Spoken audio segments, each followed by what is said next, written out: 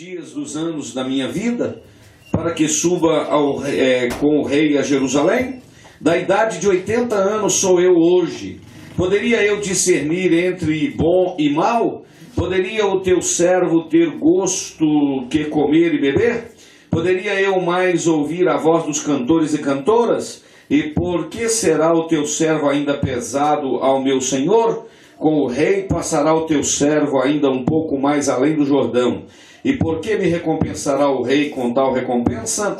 Deixa voltar o teu servo e morrerei em minha cidade, junto à sepultura de meu pai e de minha mãe. Mas eis aí está o teu servo Quimã, que passe com o rei meu senhor e faze-lhe o que bem parecer aos teus olhos. Os irmãos podem assentar. Eu sei, meus irmãos, que esse texto ele não é muito conhecido da Bíblia Sagrada. Nós conhecemos muito e falamos muito de todos os cultos, por exemplo, nós citamos vários personagens da Bíblia. Por exemplo, Davi. É difícil um culto que alguém não mencione o nome de Davi, não é verdade? O rei Davi. É difícil um culto que alguém não mencione o nome do apóstolo Paulo, o nome de Pedro e o nome de outros discípulos, ou quem sabe também do Antigo Testamento, cita o nome de Elias, cita o nome de Moisés, Abraão. São nomes muito conhecidos na Bíblia Sagrada, esses nomes. Mas aqui nesse texto aparece um homem por nome Barzilai. Talvez você não consiga lembrar desse homem na Bíblia. Talvez você não consiga lembrar assim de ter ouvido falar sobre esse homem na Bíblia. Mas esse homem ele deixa uma lição, meus irmãos, para nós aqui esta noite, que ela serve de advertência para qualquer cristão, para qualquer servo de Deus, no sentido de que a melhor coisa que um ser humano pode ter, principalmente aquele que serve o Senhor, é quando ele tem a motivação de servir a Deus e adorar esse Deus que ele serve. A pior situação de um ser humano é quando ele perde a motivação. Por exemplo, o irmão Juninho e irmã Alessandra ampliaram aqui com essa varanda tão bonita aqui para a gente poder adorar a Deus, porque eles estavam motivados em ampliar a casa deles. Nós viemos aqui nesse culto aqui esta noite porque nós estávamos motivados a adorar o nome do Senhor. E esse personagem aqui chamado Barzilai, eu vou contar a história dele para você com 2 ou 3 minutos. A Bíblia nos diz, meus irmãos, que no momento em que Davi, o rei Davi, estava fugindo de uma guerra de Absalão, seu filho, numa situação um tanto complexa, um tanto difícil, ele chegou num determinado lugar onde morava esse cidadão, esse homem chamado Barzilai. Ele morava numa região chamada Manaim. E quando ele chegou lá, esse Barzilai olhou para Davi com seus soldados, com o seu exército, e viu que Davi estava com muita fome, Davi estava cansado, Davi estava com sede. O exército de Davi, os companheiros de Davi precisavam de um socorro naquele momento. E esse homem chamado Barzilai, ele foi muito generoso para com Davi. Ele disse: olha Davi, vocês estão cansados. E diz o texto do capítulo 17 do segundo livro de Samuel, que esse Barzilai pegou cama, pegou bacia, vasilha de barro, trigo, cevada, farinha, grão torrado, fava, lentilha. Também pegou torradas, mel, manteiga, ovelhas, queijo, vaca, e trouxe tudo isso para Davi, cuidou de Davi naquele momento, e Davi ficou muito feliz com a atitude desse Barzilai, porque ele foi um homem muito liberal. Era um gesto, irmão Alcimar. Ele semeou, esse homem chamado Barzilai, ele semeou na vida do rei. Só de chegar na casa de Barzilai e colocar uma bacia para lavar os pés de Davi, já foi uma atitude. Imagina dar mel, torrada, grão, lentilha, queijo, vaca, leites. Olha para você ver a atitude desse homem. Salvou Davi num momento muito difícil de fome. Os anos se passaram. Davi é rei de todo Israel. Davi é um homem que prosperou. Ele tem um trono, ele tem um governo próspero nas mãos. E de repente, num determinado momento, Davi lembra desse Barzilai e disse: puxa vida, esse homem me ajudou num momento tão difícil, hoje eu sou o rei de todo Israel, eu vou recompensar esse homem.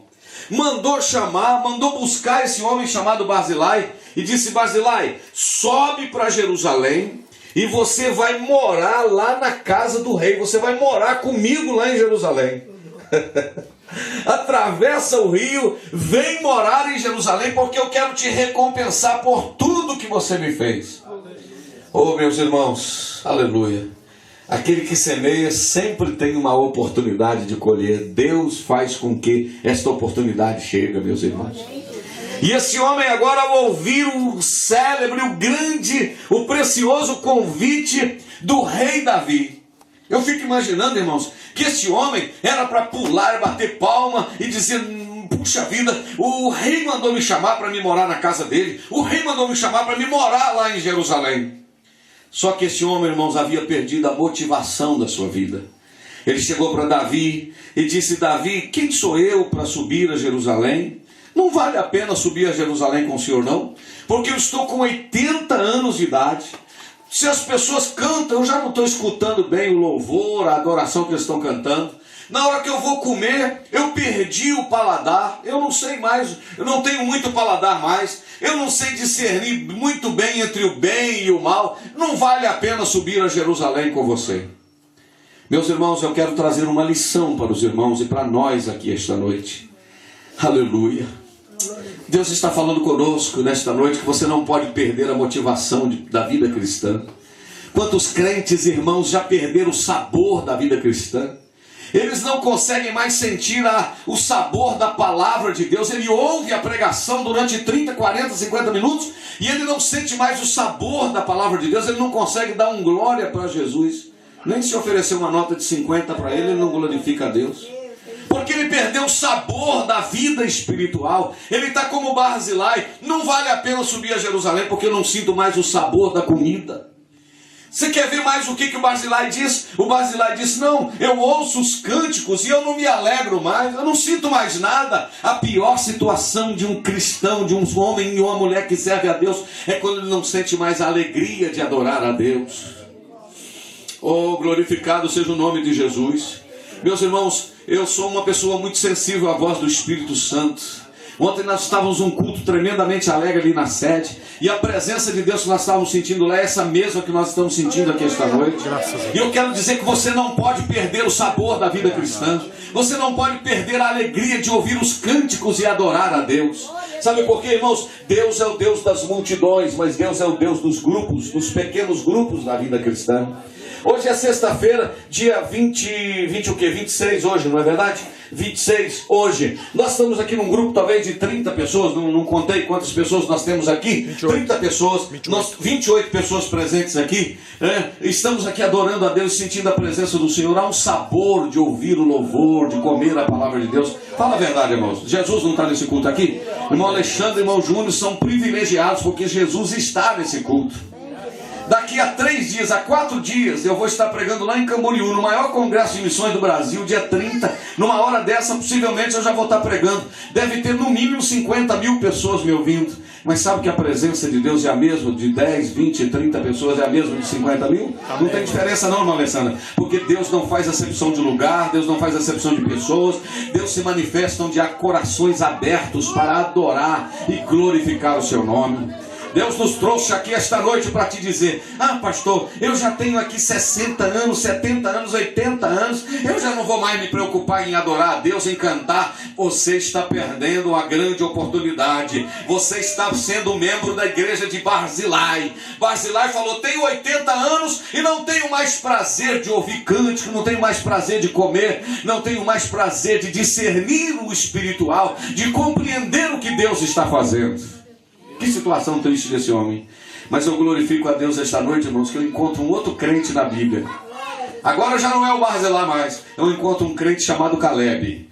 E o crente chamado Caleb, ele não tem 80 anos não. Ele tem 85. Ele é 5 anos mais velho. Mas ele entra na terra prometida, e quando ele entra na terra prometida, ele vê que todo mundo tem um pedaço de terra, e ele também tem promessa de Deus na sua vida, porque Deus tinha falado com ele há 40 anos atrás, que ia dar um pedaço de terra para ele lá na terra prometida. Ele chamou Josué no canto e falou: Josué, cadê meu pedaço de terra? Ah, e tal, seu Caleb, os anos passaram, não, os anos passaram. Não, Caleb, eu até tenho um pedaço de terra aí, poderia te dar, mas é nas montanhas, Caleb. Você já está com 85 anos, né? Ah, só montanha. Olha a diferença do Caleb para o Barzilai. O Caleb não pode me dar a terra que eu vou conquistar ela. Eu tenho 85 anos, mas tem uma coisa: eu estou com a mesma força de quando eu saí lá do Egito. Sabe por quê? Os que esperam no Senhor renovarão as suas forças. Às vezes o crente fica velho, irmão, não é na idade não. Ele fica velho é no comportamento interior dele. Às vezes ele tem 20, 30, 25, 30, 40 anos. Ele é aquela pessoa frustrada, emburrada, cara fechada, não adora a Deus. Isso é crente da igreja de Barzilai, que perdeu o prazer da vida espiritual. Mas Deus te trouxe aqui hoje que você precisa ser membro da igreja do Caleb. 85 anos, mas estou com força para conquistar aquela montanha. Mas Caleb vai estar difícil, lá só pode criar calango e sei lá, e cabrito naquele morro. Ele falou, não tem problema não, me entrega a terra que eu vou conquistar. Quantos podem adorar a Deus? Irmão, não importa o tamanho da montanha, Deus vai te ajudar. Aleluia. Eu sinto a presença do Senhor aqui esta noite. Glória a Deus. Você pode adorar o nome de Jesus? Onde tem um crente aqui que pode adorar Jesus? Diga, Senhor, renova as minhas forças, Senhor. O Barzilai falou, não vale a pena. O Caleb está dizendo, vale a pena. O Barzilai diz, estou velho. O Caleb diz, não tem problema, o Senhor renova as minhas forças. Sabe por quê? O justo florescerá como a palmeira, crescerá como o cedro no Líbano. Os que estão plantados na casa do Senhor florescerão nos atos do nosso Deus. Na velhice ainda darão frutos, serão viçosos, florescentes, para anunciar que o Senhor é reto. E eu glorifico a Deus, irmãos, porque uma das maneiras de nós adorarmos ao Senhor é com a nossa voz. Eu posso adorar a Deus com a minha mão, posso adorar a Deus com os meus pés, mas no Salmo 150 diz, tudo quanto tem fôlego, louve ao nome do Senhor. Glória a Deus. Aleluia, aleluia, aleluia. Se eu fosse você, adorava a Deus, abria a sua boca e dizia um glória a Jesus, dizia um aleluia. Coisa boa é adorar o nome do Senhor. O Barzilai falou, não vale subir a Jerusalém. O Caleb está dizendo, vale a pena lutar pela terra. Graças a Deus. Eu estou terminando, eu vou te dizer um negócio interessante sobre a vida desse Caleb aqui. Ele conquistou a terra, tinha um monte de gigante lá, ele conquistou a terra. E diz, daí, a história diz que daí a pouco ele tinha uma filha que chamava Axa. E a Axa casou com um cidadão chamado Otiniel, que foi o primeiro juiz de Israel. E diz a Bíblia que o Caleb deu um pedaço de terra para eles lá naquelas montanhas que ele tinha conquistado. Quando a Axa e o Otiniel chegaram lá no lugar que o Caleb deu a terra para eles, o Otiniel, marido da Axa, deu uma olhada naquela terra e falou, esse lugar aqui não tem jeito de morar aqui não, isso não tem água. Vamos lá pedir o meu pai, então. A Axa disse para dar uma terra para a gente que tem a água. Aí a Axa chegou lá e falou, pai, o senhor deu um pedaço de terra pra gente, mas lá não tem jeito da gente viver lá não, porque não tem água. E diz o texto lá do livro de Números, que Caleb deu para Axa e para Otiniel um pedaço de terra que tinha fontes superiores e fontes inferiores. Mas espera aí, o lugar que o Josué deu para eles não era montanha, não era lugar de criar cabrito? Eu quero te dizer que mesmo nas montanhas, onde Deus te der para conquistar, haverá lá uma fonte superior e uma fonte inferior. Glória a Deus. Graças a Deus. Aleluia. Na montanha para onde Deus te levar, haverá uma fonte lá. Mesmo que ela esteja escondida, mas ela está lá.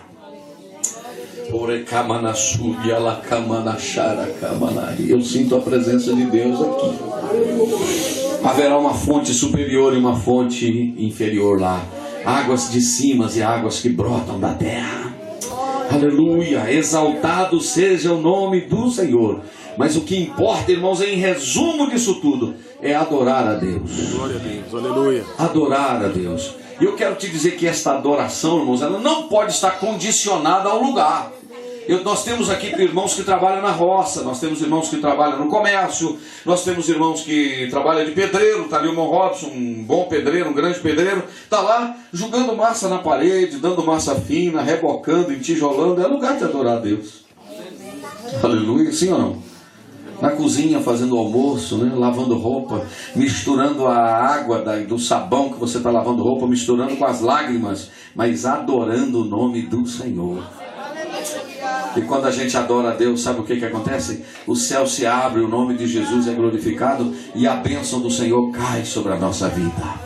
Que Deus te abençoe. Quando o Senhor te convidar para subir a Jerusalém, não diga para ele que você não tem sabor mais, não tem alegria mais. Diga para ele, vou subir a Jerusalém. E o Barzilai, irmão Simar, ainda disse aqui, ó, não, eu não vou ser pesado ao rei. Meu Deus do céu, uma boca a mais para comer na mesa do rei, isso é coisa pesada?